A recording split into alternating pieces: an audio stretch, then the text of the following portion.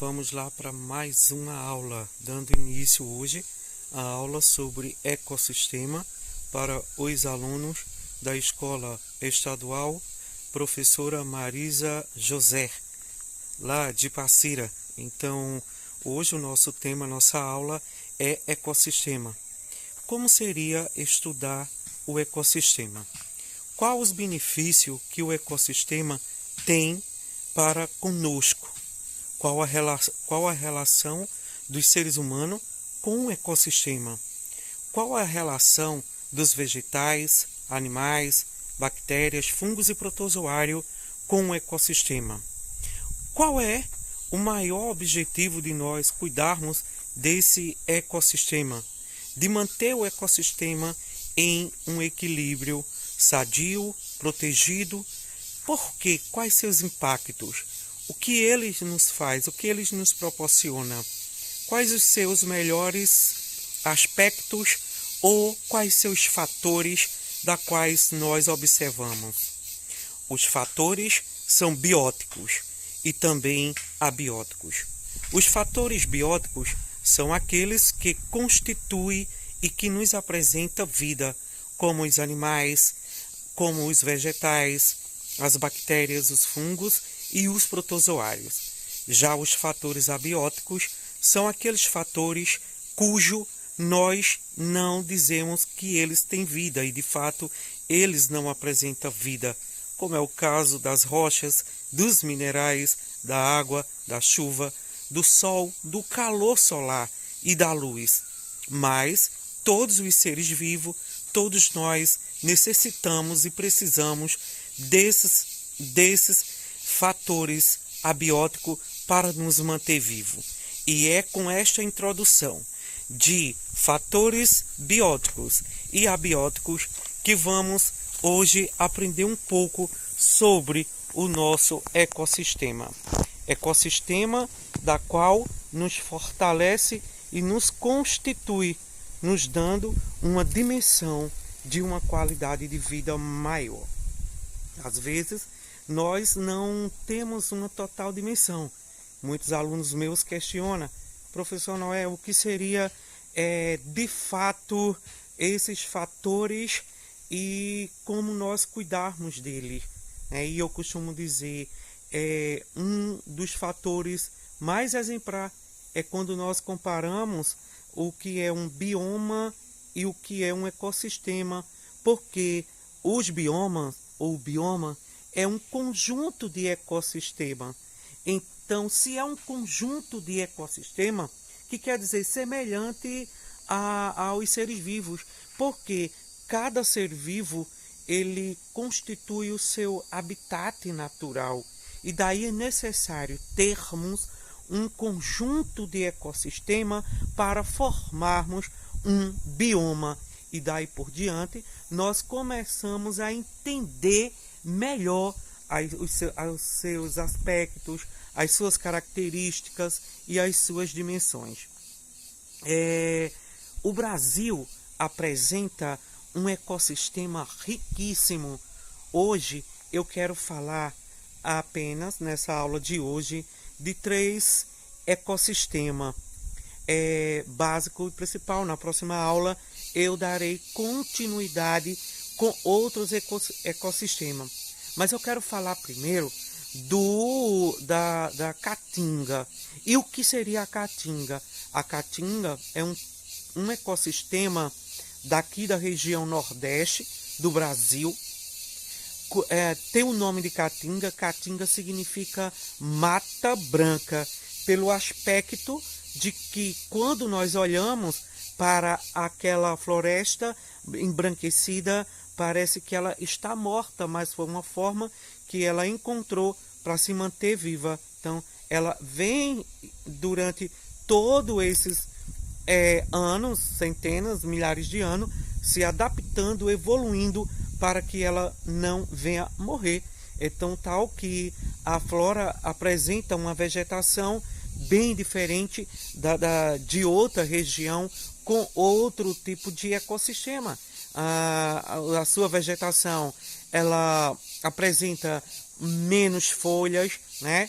então é mais com espinhos, com culhos, como cacto, o xique-xique, palmas, o mandacaru, tá? Então essa vegetação ela tem poucas folhagem ou quase nada de folhagem, tá? E aquelas que apresentam folha, elas no período de estiagem, ela libera suas folhas porque o solo é pobre em água. E se ela mantiver aquelas folhas, então ela vai gastar mais energia, ela vai precisar de mais água.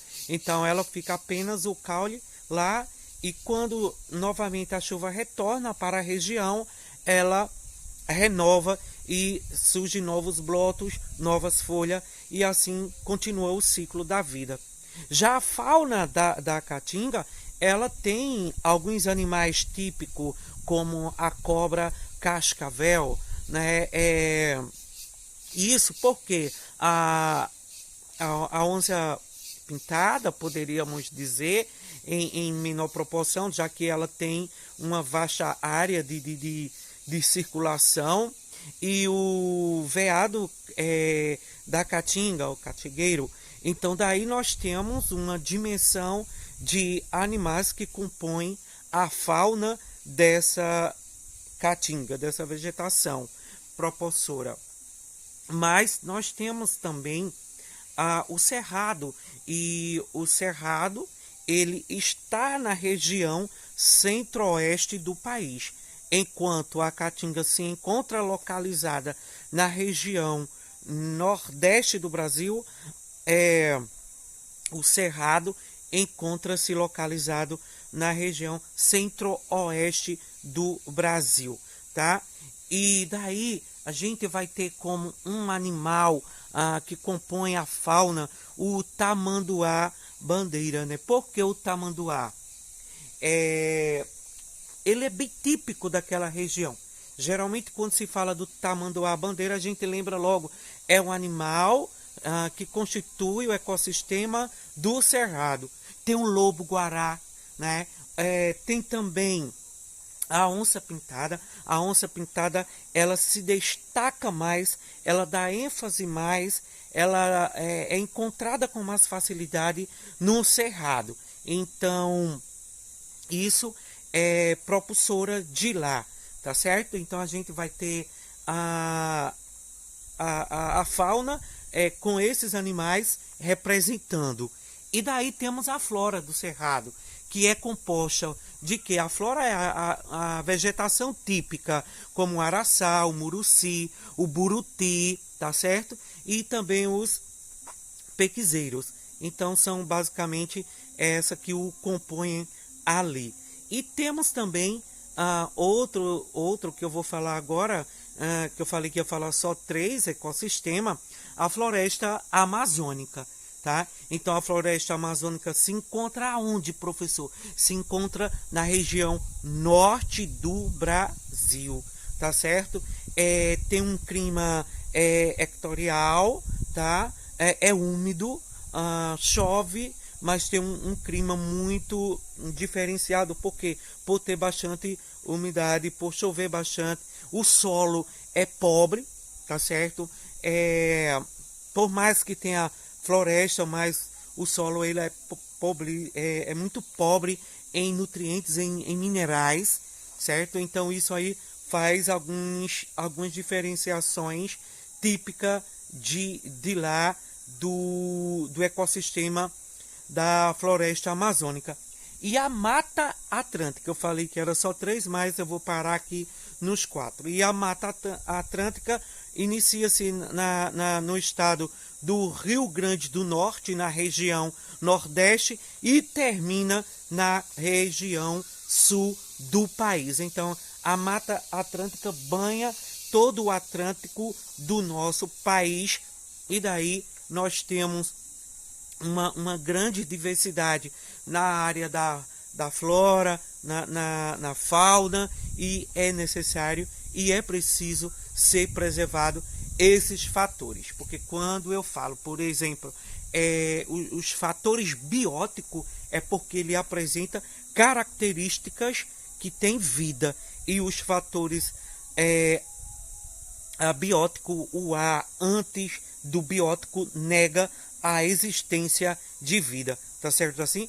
Então, na próxima aula eu darei continuidade nos demais ecossistemas. Lógico que eu estou fazendo essa videoaula para tentar esclarecer mais, para vocês entenderem, mas eu vou estar encaminhando conteúdos e exercícios para que vocês possam ter uma dimensão, um maior conhecimento e absorver maior esse conteúdo que é nós falarmos do nosso ecossistema. Então vamos cuidar do nosso ecossistema, porque ele é fundamental para a existência não só de uma espécie, mas de todas as espécies. Então, se nós cuidarmos do nosso ecossistema, já iniciamos cuidando de nós mesmos, da nossa casa, do nosso habitat natural, que é o planeta Terra. E até a próxima aula com o professor Noé, dando continuação em ecossistema. Então, boa tarde para vocês, minha gente.